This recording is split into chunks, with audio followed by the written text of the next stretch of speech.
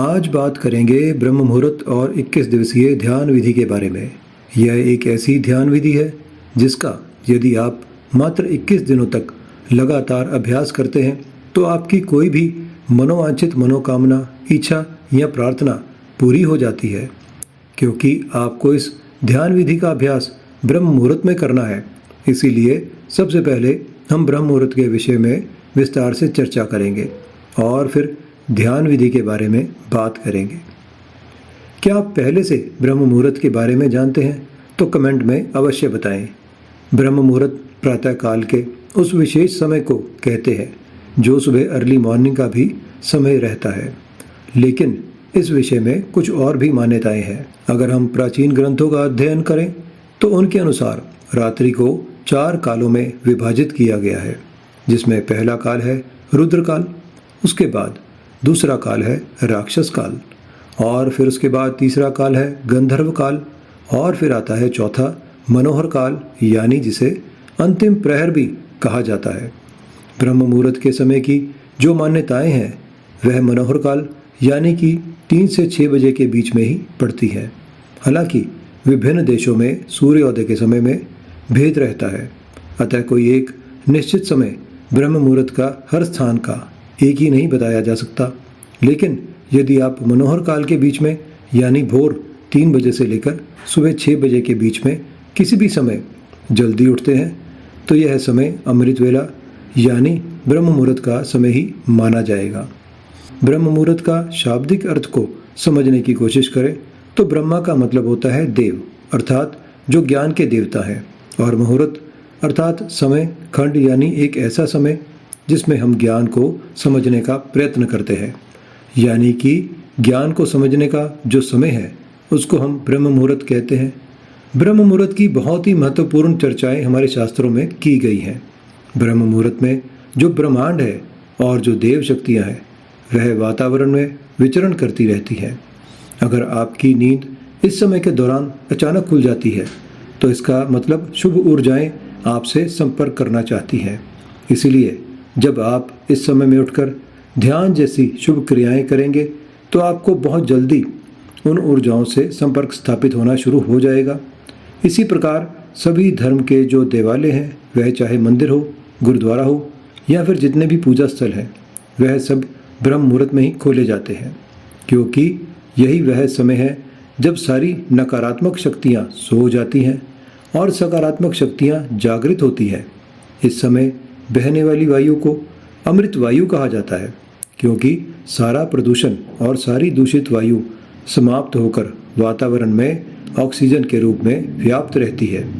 और रात के समय ओस पड़ने के कारण इस वायुमंडल में दिन की अपेक्षा काफ़ी शीतलता रहती है और मनोहर रहता है। इस समय वातावरण बिल्कुल शांत होता है और इस समय सोकर उठने के कारण हमारे मस्तिष्क की सभी क्रियाएं भी बिल्कुल शांत होती हैं। इसीलिए यदि आप इस समय अपनी स्टडी करते हैं, पढ़ाई करते हैं, कोई प्लानिंग करते हैं या इंट्रोस्पेक्ट करते हैं या ध्यान करते हैं तो उसमें आपको बहुत लाभ मिलता है। आपने वह कहावत तो सुनी ही होगी कि जल्दी सोना और जल्दी उठना सफलता की प्रथम सीढ़ी है। इसीलिए यदि आप भी सफल होना चाहते हैं तो ब्रह्म मुहूर्त में उठना शुरू करें। इससे आपको बहुत सफलता मिलेगी। प्राचीन काल में इलेक्ट्रिसिटी नहीं होती थी, इसीलिए लाइट नहीं रहने पर लोग सूर्यास्त के बाद सो जाते थे और सूर्योदय से पूर्व यानी ब्रह्म मुहूर्त में ही उठ जाया करते थे। यह प्रकृति के साथ चलने की उनकी एक पद्धति थी। अर्थात जो भी व्यक्ति प्रकृति के साथ संतुलन बनाकर चलता है वह हमेशा स्वस्थ ही रहता है।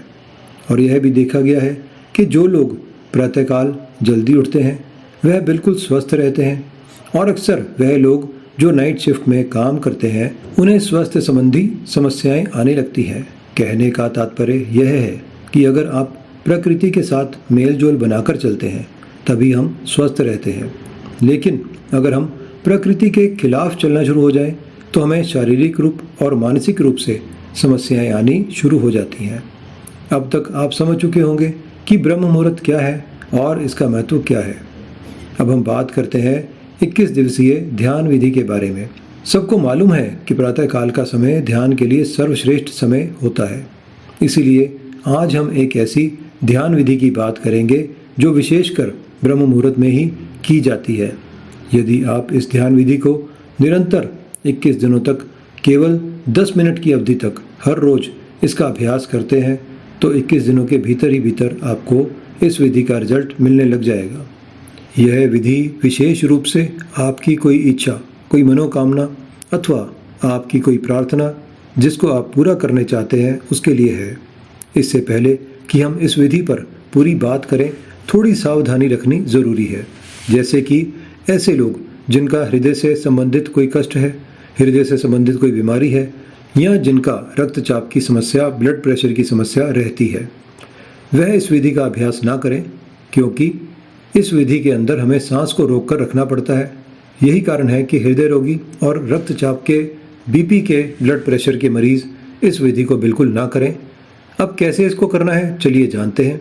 यह बहुत ही चमत्कारिक विधि है और बहुत जल्दी अपना रिजल्ट देती है। इसका कारण है कि इस विधि में हम अपना ध्यान अपने आज्ञा चक्र पर स्थित रखते हैं और आज्ञा चक्र हमारा एक ऐसा चक्र है जो हमारे संकल्प का स्थान है और हमारी विजुअलाइजेशन का स्थान है और हमारी क्रिएटिविटी का स्थान है।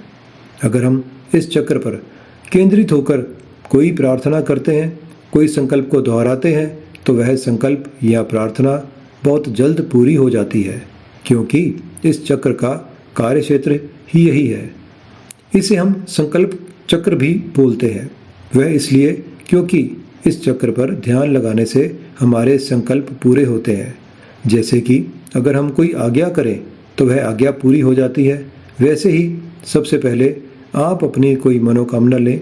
जैसे कोई भी ऐसी इच्छा जो आप पूरा करना चाहते हो, उसको अच्छी तरह डिसाइड कर लें कि मेरी यह इच्छा, मेरी यह मनोकामना, यह पूरी होनी चाहिए, क्योंकि आपको 21 दिन तक केवल उस इच्छा की पूर्ति के लिए ही इस ध्यान विधि का अभ्यास करना है। इसलिए सबसे पहले आप अपनी एक इच्छा को डिसाइड कर लें और फिर अपना ध्यान शुरू करें। सबसे पहले अर्ली मॉर्निंग यानी किसी ब्रह्म मुहूर्त के समय आप उठें और उठने के बाद फ्रेश होकर नहा धो लें तो अच्छी बात है, नहीं तो सिर्फ अगर हाथ मुंह भी धोकर अच्छी तरह से बैठेंगे तो चलेगा। और फिर उसके बाद आप अपने घर के मंदिर में, पूजा स्थल में या अपने ध्यान कक्ष में ध्यानस्थ होकर बैठ जाएं।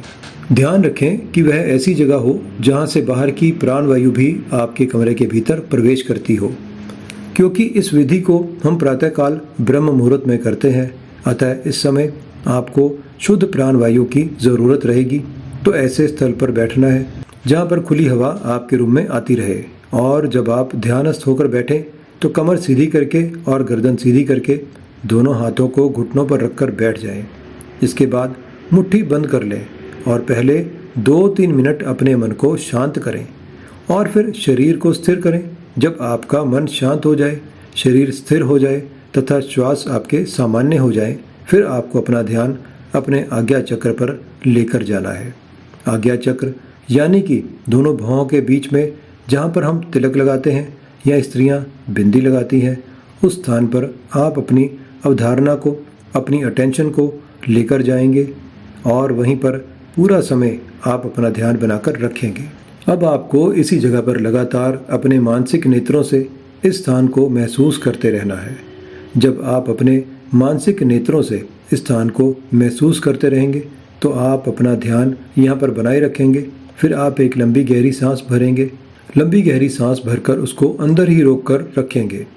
जब आप अपनी सांस को अंदर भरकर रोक लेंगे और उस दौरान आपका ध्यान भी आज्ञा चक्र पर टिका रहेगा, उस समय आप अपने इष्ट देवी देवता या गुरु का चित्र अपने आज्ञा चक्र पर देखेंगे और अपने इष्ट देवी देवता या गुरु का चित्र अपने आज्ञा चक्र पर देखते हुए और सांस को अंदर रोक कर रखते हुए एक प्रार्थना या संकल्प करेंगे या अपनी इच्छा को दोहराएंगे।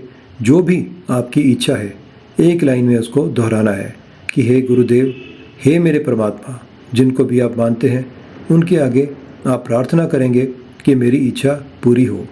और जब तक आप उस इच्छा को दोहराते रहेंगे, इच्छा को दोहराते रहेंगे, जब तक आपके अंदर उस सांस को अंदर रोक के रखने की क्षमता है। वह सांस अपने अंदर 10 सेकंड भी रोक सकते हैं, 20 सेकंड भी रोक सकते हैं या फिर 30 सेकंड भी रोक सकते हैं। जितना हो सके मैक्सिमम टाइम तक बिना कष्ट के आप अपनी सांस को अंदर रोक सकते हैं। इसके बाद ध्यान आज्ञा चक्र पर बनाए रखेंगे और अपने मन की आंखों से अपने इष्ट देवी देवता या गुरु का स्मरण करते रहेंगे और बार बार अपनी इच्छा को रिपीट करते रहेंगे तब तक जब तक कि आपकी सांस अंदर रुकी हुई है। जब आपको लगे कि इससे ज़्यादा आप अपने सांस को अंदर नहीं रोक सकते तो फिर धीरे से मुंह से सांस को बाहर निकाल देंगे। याद रखें कि आपको आपकी सांसों को नाक से भरना है और बाहर मुख से निकालना है। इस तरह यह चक्र हुआ। फिर आप 15 या 20 सेकंड तक थोड़ा सा रेस्ट करेंगे और सामान्य स्थिति में बैठे रहेंगे। रेस्ट के बाद तुरंत दूसरा चक्र शुरू करना है, यानी कि फिर से एक लंबी गहरी सांस भरना है, सांस को अंदर ही रखना है और फिर अपने ध्यान को आज्ञा चक्र पर टिकाना है। इसके बाद अपने मन में इष्ट देवी देवता अथवा अपने गुरु का चित्र निहारना है और इन सभी चीज़ों के साथ दोबारा अपनी प्रार्थना को फिर से रिपीट करना है। अपने संकल्प को, अपनी इच्छा को फिर से दोहराएंगे और तब तक दोहराते रहेंगे जितनी देर आपकी सांस अंदर रुकी रहेगी। और जब आपको लगे कि इससे ज़्यादा आप सांस को नहीं रोक सकते तो सांस को मुंह से बाहर निकाल दें और फिर कुछ सेकंड तक रेस्ट करें। इस तरह यह 2 चक्र हुआ। ऐसे आपको लगातार बीच में रुक रुक कर कुछ सेकंड रेस्ट करते करते अपनी इच्छा को बार बार दोहराते जाना है और लगभग 10 मिनट तक आपको ऐसा 21 दिनों तक रोज़ करना है।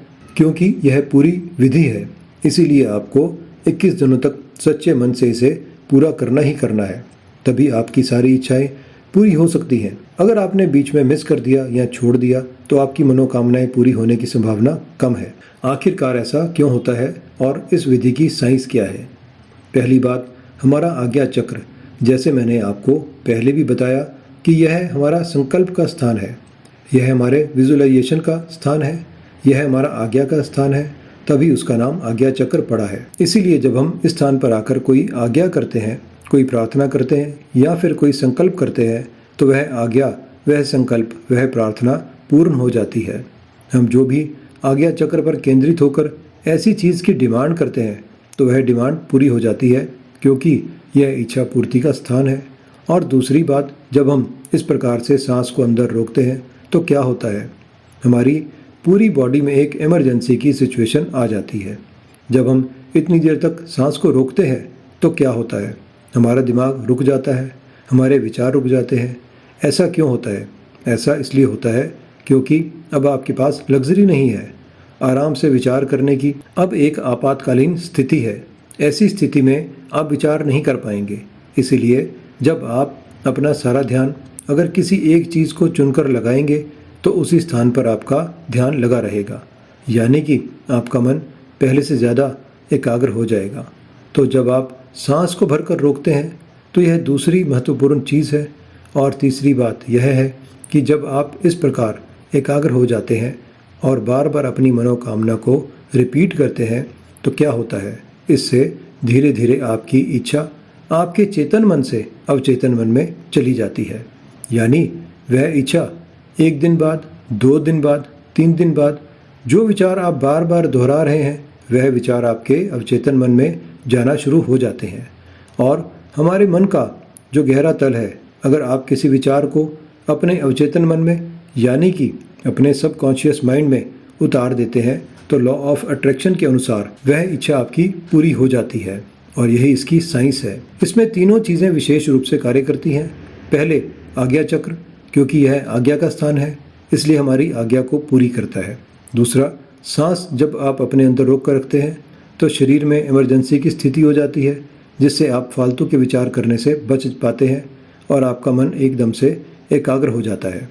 तीसरी चीज़, जब आप अपने अवचेतन मन को खोल रहे होते हैं तब आपकी जो इच्छा है वह आपके अवचेतन मन में चली जाती है, जिससे उस इच्छा पूर्ति के द्वार खुलने शुरू हो जाते हैं। और एक और जो सबसे महत्वपूर्ण बात है वह आप इस विधि को ब्रह्म मुहूर्त के समय में कर रहे होते हैं। ब्रह्म मुहूर्त का समय की जो विशेषता मैंने शुरू में पहले ही आपको डिटेल में बता दी। अगर हम कोई विधि ब्रह्म मुहूर्त के समय में करते हैं यानी प्रातः काल में करते हैं तो यह समय देवी देवताओं का समय है, परमात्मा का समय है। अतः इस समय में आप अपने शुद्ध मन से कोई भी प्रार्थना करते हैं तो वह आपकी प्रार्थना ज़रूर सुनी जाती है। तो अब आप पूरी तरह समझ चुके होंगे कि अगर आप भी कोई संकट में, किसी संकट में फंसे हुए हैं, अगर आप भी किसी संकट में फंसे हुए हैं और आप उस संकट से बाहर निकलना चाहते हैं, तो उस संकट से बाहर निकलने के लिए आप इस प्रकार से ध्यान करें, या आपकी कोई बहुत ज़रूरी, कोई आवश्यक इच्छा है या मनोकामना है या कोई ज़रूरत है जिसे आप जीवन में पूरा करना चाहते हैं, तो उस इच्छा या ज़रूरत को आप इस विधि से अपने जीवन में पूरा कर सकते हैं। एक बात और, ऐसी कोई भी इच्छा पूर्ति के लिए इस विधि का प्रयोग ना करें जिससे दूसरे का नुकसान हो, अन्यथा इसके दुष्परिणामों के जिम्मेदार आप खुद होंगे। आप इस विधि का अभ्यास सच्चे मन से करें, क्योंकि यह विधि हमारी आजमाई हुई है, यह विधि हमारी खुद की हुई है। हमने अपने जीवन में कई बार इसको आजमाया है और हमेशा इसमें सफलता हासिल की है, इसलिए आप भी सफल होंगे। इसका अभ्यास निरंतर करें, आपको बहुत लाभ होगा। आपको आज की हमारी प्रस्तुति कैसी लगी कमेंट में ज़रूर बताइए, और अगर हमारे चैनल पर नए हैं तो हमारे चैनल को सब्सक्राइब कीजिएगा ताकि हमारी इसी तरह की और वीडियोज़ आपको समय समय पर मिलती रहें। आपका बहुत बहुत धन्यवाद, धन्यवाद, धन्यवाद।